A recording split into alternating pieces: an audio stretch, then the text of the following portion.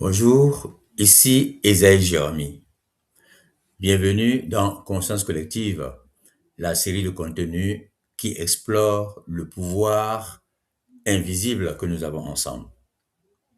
Dans l'épisode d'aujourd'hui, qui s'intitule Ce qui élève l'homme, nous allons parler de la foi, du succès et de l'humanité ou encore la générosité, qui sont trois forces qui ne s'opposent pas, mais qui se complètent.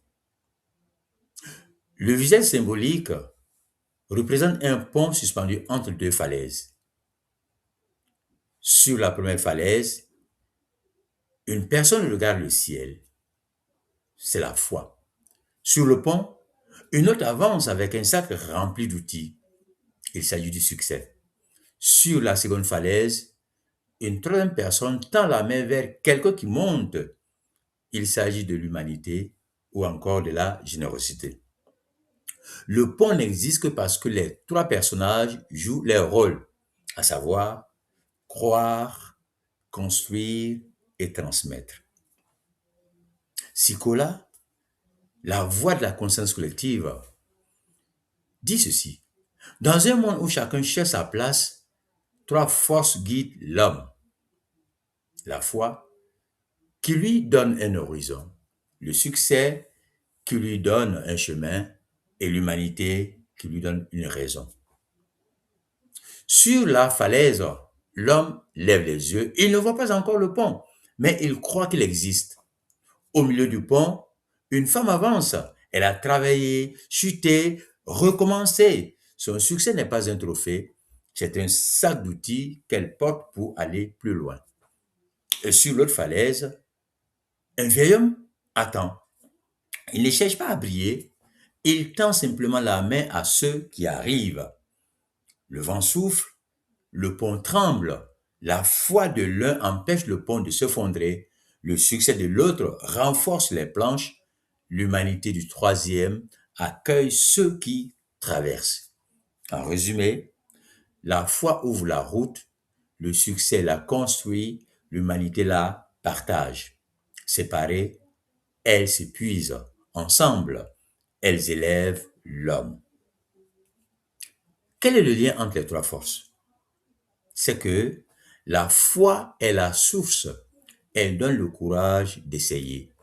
Le succès est le résultat, il prouve que l'effort porte ses fruits. Et enfin, l'humanité est la finalité, elle transforme le succès en quelque chose qui dépasse l'individu. Sans foi, le succès devient mécanique. Sans succès, la foi reste un rêve. Sans humanité, les deux deviennent stériles. L'exemple concret d'aujourd'hui est celui d'une jeune entrepreneur. Elle s'appelle Athéna. Elle ouvre un petit atelier de menuiserie. Elle n'a pas d'argent, pas de réseau, mais elle a la foi. Elle a la conviction que son travail peut servir. Elle travaille tard, apprend, échoue, recommence. Après 2 ans, elle obtient un contrat important. Alors il s'agit du succès. Au lieu de garder tout pour elle, elle décide d'embaucher 2 jeunes sans expérience, puis d'offrir des ateliers gratuits pour les adolescents. C'est l'humanité. Un jour, un journaliste local lui demande: Pourquoi partager ce que vous avez gagné? Elle répond: Parce que ma foi m'a porté, mon succès m'a construite, mais ma générosité me définit. Ce jour-là, la communauté a compris que la réussite la plus haute est celle qui élève les autres. Le message moral d'aujourd'hui, c'est que la foi est une lumière, le succès est un outil et l'humanité est un héritage. Quand les trois se rencontrent, l'homme ne se contente plus de vivre, il transforme le monde. Amour et paix chez vous et avec les gens autour de vous. À la fois prochaine.